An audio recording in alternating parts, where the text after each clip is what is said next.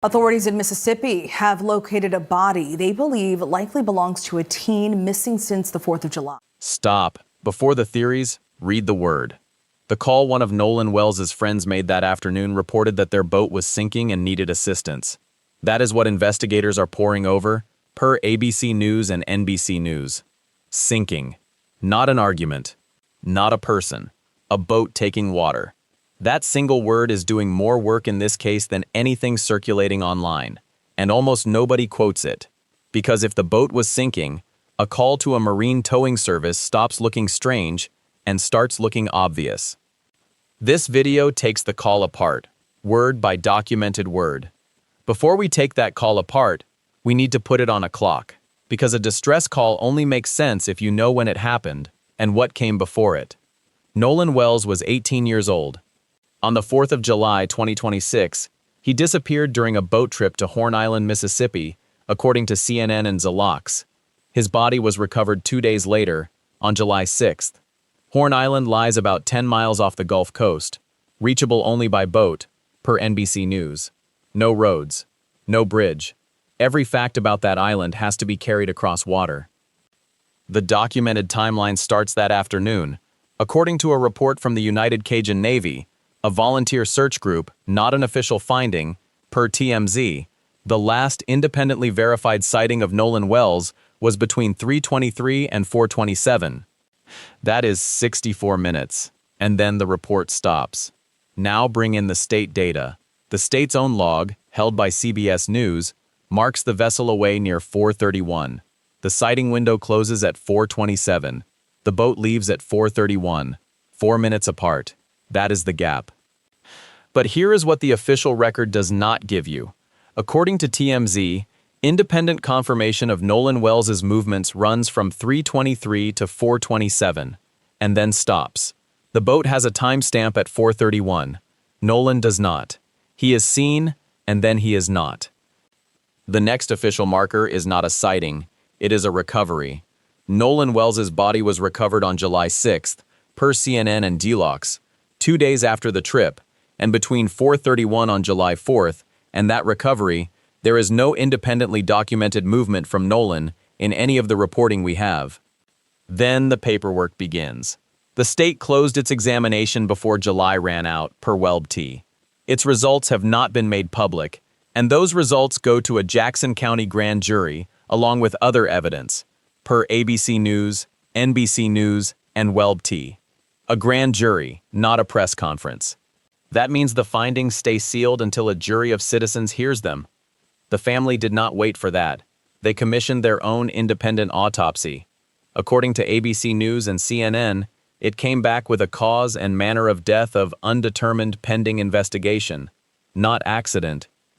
Not homicide. The formal phrase means the examiners could not establish what happened yet. And the legal status? Nobody is accused over this death. Work continues on 2 tracks, county and federal. Investigators have taken all 3 through interviews. Interviewed, not arrested, not named as suspects. So that is the official timeline. It runs from a 4th of July boat trip to a body recovered on the 6th, from a 64-minute sighting window to a 4-minute gap, from a boat leaving at 4:31 to 2 autopsies, and from a grand jury referral to an open investigation. Every number has a source, every date has a document, and none of it explains what happened in the water. 4 minutes. That is the gap at the center of this case. At 4:27, according to the United Cajun Navy report via TMZ, Nolan Wells was still a person with an independently verified sighting. Per CBS News, the boat is recorded clear of the island around 4:30. 4 minutes between the last time anyone can place Nolan and the first time anyone can place the boat moving. 4 minutes with no document, no witness, no record. Nobody stands accused over this death. So this 4 minutes is not an accusation, it is a hole in the record. And the GPS at 4:31 only tells you where the boat was. It does not tell you who was on it. It cannot. A vessel's location is not a passenger list. That 4-minute gap is the first one. There is a second, and it is wider. According to TMZ, independent confirmation of Nolan Wells' movements runs from 3:23 to 4:27 and stops there. That is the entire span. After 4:27, the reporting we have contains no independently documented movement from Nolan at all. The boat leaves at 4:31. His body is recovered on July 6th, per CNN and One Locks. Between those two markers, the record is silent, and context matters. Horn Island lies about 10 miles off the Gulf Coast and is reachable only by boat, per NBC News. Once that boat is moving, Horn Island is behind it. There is only the water of the Gulf, and water does not keep a record. The body did not close the gap either. The family's own report named neither cause nor manner, per ABC News and CNN. The state closed its examination at the end of July, per WellBT. 2 autopsies, 2 documents, neither one has closed the record. What we do have in that silence is a call. Investigators are examining audio of a distressed phone call that one of Nolan's friends made to a local towing company, according to ABC News and NBC News. The caller reported that their boat was sinking and in need of assistance. Not that someone was missing, not that someone had fallen overboard, that the boat was sinking. CBS News reports the call went to Sea-Tow rather than to 911. Sea-Tow is a towing service. That is who the friend called. The word investigators are working from is sinking. That is the request for help on the table. But that is the original call. The version you have probably heard online is not that call. According to KTAL, authorities have not confirmed the authenticity of the viral enhanced version of the audio. And digital forensics expert Robert Freed told NewsNation he could not corroborate the phrases people report hearing in that enhanced version. Let that sit for a second. The version driving the conversation online is a version no agency has authenticated, and a forensics expert says he cannot confirm what listeners claim to hear in it. The original call is about a sinking boat. The enhanced version, if you believe what people report hearing, is about something else. Those are not the same piece of evidence. Newsweek carried the state's plea to let the process finish first. The warning named interference, not embarrassment. That warning is not a small thing. It is the official response to what happens when a gap sits in the middle of a case and everyone tries to fill it with their own version of events. So where does that leave you? You have a 4-minute gap you cannot account for. You have a boat leaving at 4:31. You have a call about a sinking boat. And you have an enhanced recording that may not be real. The enhanced version is the one people are repeating online. The original is the one investigators are examining. Which one gets the attention, and which one gets the facts? That is the gap no one is talking about. So who has spoken about the gap? Here is what the sheriff has said. Jackson County Sheriff John Ledbetter told Locks that his office has interviewed more than 60 witnesses. 60 people. In a case where independent confirmation of Nolan Wells' movements runs from 3:23 to 4:27 and stops there, per TMZ. The FBI is on the digital evidence, and the island's status is why. All 3 of the others have been questioned. That is the official description of the gap. It has been worked, it is being worked, and it has not been closed. Horn Island itself is part of the context.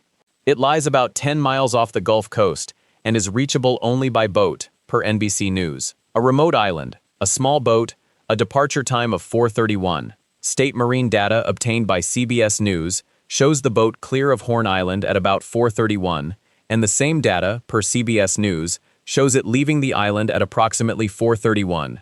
Everything after that is the call. The charge column in this case is still blank. The case remains under investigation by the Jackson County Sheriff's Department and the FBI, per NOLA.com. The remaining 3 from the trip have each been interviewed. The district attorney's office and the defense team are still talking about a joint inspection of phones, with the FBI expected to be present, according to ABC News. That is a process, not a verdict. The phones are being discussed, not condemned. But the friends have said something about the aftermath. The harassment has not eased for any of them, per ABC News and WWL. One friend's attorney has sent a cease and desist letter. The friends who were present when Nolan disappeared are the ones receiving threats, and one of them has now answered through an attorney. That response is a letter, not a narrative. It is a request to stop. The Bureau is examining what has been sent to them, per Live Now from Fox. That is now part of the official record, separate from the question of what happened on Horn Island. The threats are not a theory, they are an investigation. Mississippi officials have said something too. They have said, publicly, to stop guessing. You have heard that warning. It has a name. Commissioner Tyndall publicly rejected a circulating lab report as fake, per ULBT. Fraudulent, not unofficial, not unverified. The Commissioner of Public Safety called it fraudulent. That is an official statement about the edges of the gap, about what is not evidence, even when it looks like evidence. The family's side has spoken through documents. WLBT reported the state's work complete on the 31st of July. The family's own examination came back undetermined, per ABC News and CNN. 2 autopsies, both silent. One of them, the state's, goes to a Jackson County grand jury with other evidence, per ABC News and NBC News. So here is what has been said by the people who said it. A sheriff who has interviewed 60-plus people, a commissioner who calls a circulating report fraudulent, an attorney who has sent a cease and desist, a district attorney's office still talking with the defense about a joint inspection of phones, and no one who has been charged. Everyone is talking. The record is full of statements, but the one statement the record does not contain is what the 3 friends told investigators inside those interviews. That has not been released. The phones may say it. The grand jury may hear it, but we do not have it. The grand jury is waiting. The phones are still unopened. The gap is still 64 minutes wide, and the person at the center of all these statements cannot say a word. That silence is not the whole record. The record also contains 4 things that could actually close this case: the phones, the GPS, the autopsy, the grand jury. Start with the phones. Talks are still going on between the defense team and the district attorney's office about a joint inspection of phones, according to ABC News. The FBI is expected to be present. That inspection has not happened yet. It is still being negotiated. A joint inspection means both sides' experts watch the same device at the same time. The whole point is that nobody gets to see it first. So the most direct piece of evidence in this case is sitting in a room, waiting for an agreement. Then the GPS. Horn Island lies about 10 miles off the Gulf Coast, reachable only by boat, according to NBC News. State marine data obtained by CBS News shows the boat leaving Horn Island at about 4:31 that afternoon, and per that same data, the boat was clear of Horn Island at that moment. Now put that next to the last independently verified sighting of Nolan Wells, per the United Cajun Navy report via TMZ, which ended between 3:23 and 4:27. Sighting ends at 4:27, boat leaves at 4:31, that is 4 minutes. The record does not say what happened inside those 4 minutes. Now the autopsy.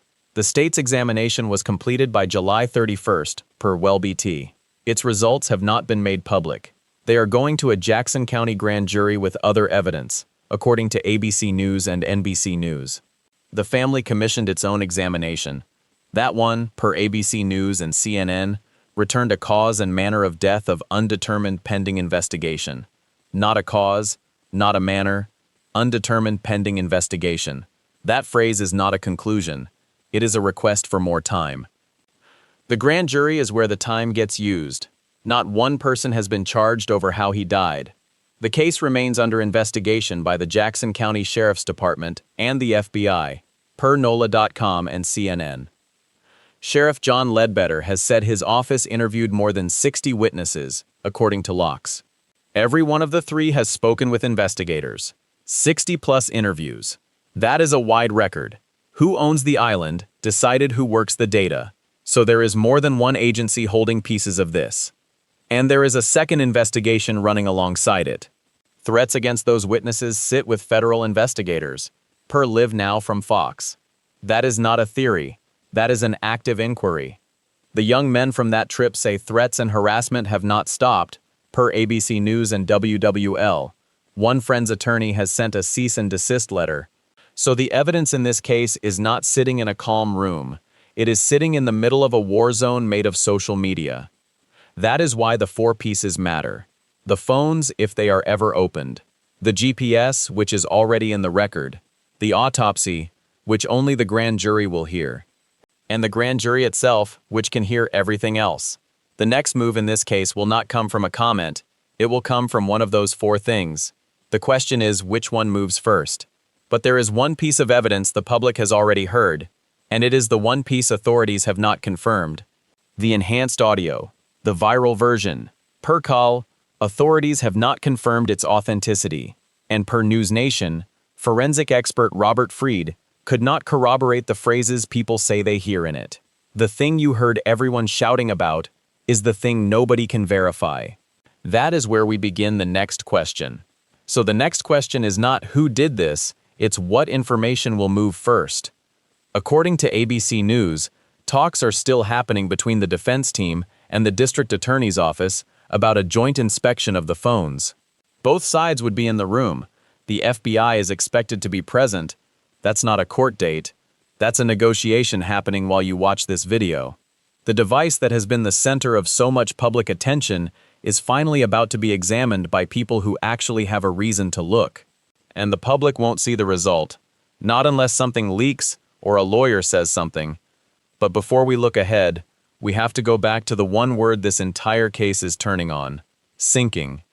You hear people ask why that call went to CTO and not to 911.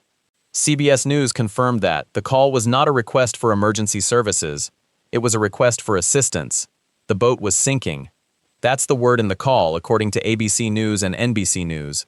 Not an accusation, not a hint, not a hidden secret. The word is the content: sinking. People hear that call and imagine a cover-up, or they hear it and imagine a rescue mission. The truth is more careful than both. According to KTAL, authorities had to confirm the authenticity of the enhanced version that's been shared around the internet. The one everyone knows? Not confirmed. And per NewsNation, a digital forensics expert named Robert Fried says he could not corroborate the phrases people say they hear in that version. So the version people are arguing about is not the version investigators are using. The version of the record being used is the one that says the boat was sinking. Now think about what sinking means at this stage. It means the moment you hear that word, you are hearing the center of the case. The answer to why the call went to CTOW is already inside the call. The boat was sinking. There is no mystery there. The mystery is what happened around the word, before the call, after the call, and after night fell on Horn Island. According to the state of Mississippi data, obtained by CBS, the boat cleared Horn Island at about 4:31 p.m. The GPS data puts the boat leaving at that time. And the last independently verified sighting of Nolan Wells fell between 3:23 and 4:27, per the United Cajun Navy report. That's not an official document, it's a volunteer organization's report, as TMZ points out. That leaves a window a little over an hour, a span in which everything could have been decided. The phone inspection will probably fill part of that gap. The issue is, we might not get to see it. The grand jury will. That's the next step. Per WLBT, the state finished examining him before July ran out. Its results have not been made public. They are going to a Jackson County grand jury with the rest of the evidence. ABC News and NBC News say the same thing. So there is a sealed report, a locked phone, a silent GPS log, and one continually unproven viral audio. That is the whole entire record the public can see. It's there where we get to the 4 patients. Nothing will move until one of those 4 moves. There is no accused in this matter at all. Per CNN, NPR, and NOLA, no charges have been filed. That remains the hall point. It's not a declaration of the decision, it's a definition of the continuum. The case is open every day that says, under investigation. It might stay open for months. Threats have gone to the young men who were beside him that afternoon, and the Bureau is looking at them, per Live Now from Fox. Threats against witnesses, threats against officials. That means the people who are waiting to explain their side are doing it under threat. The defense attorney for one of the friends has played cease and desist, legal paperwork, not fact, according to WWL, The Griot, and ABC News. All of this are the machinery, the boxing gloves. The what comes next is a grand jury. What we won't tell you next is the most important thing. What's coming for her? Nolan's mother is Christine Wansley. She is the one who pushed for the family's own autopsy, the one that came back undetermined, pending investigation. It was a new question placed beside every other answer, not a conclusion. For her, that phrase is the deepest unavailable, undetermined pending investigation. What is pending? A grand jury. an inspection, a decision. She is going to sit in the same waiting room as everyone else. But she is the only one who had to walk out of that waiting room without her son. The case file is called Nolan Wells. His mother still has to say his name. When the next piece of evidence arrives, in a courtroom, in a sealed folder, in the one thing the public didn't give to research, that will be a smaller page in the story for her.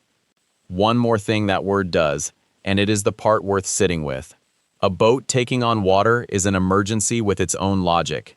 It moves fast, it makes noise, and it makes everybody aboard useless at anything except the boat. It also explains why a group of teenagers would reach for a towing service before anything else. That is the number that solves the problem in front of them. None of that tells you what happened to Nolan Wells. It does not close the gap between 3:23 and the moment the boat left, and it does not explain why he did not come back. Those questions are exactly as open as they were. What it does is remove one manufactured mystery from the pile. The call was not strange. The call was a boat in trouble, reported to the people who deal with boats in trouble. But the detail already in hand stays one word: sinking. It is the word that explains the call, and it is also the word that shows how early this still is. The sealed examination has not been read. The phone has not been opened. Nolan Wells was 18. He went out on a boat on the 4th of July, and he did not come back. And none of the rest of it has been answered yet.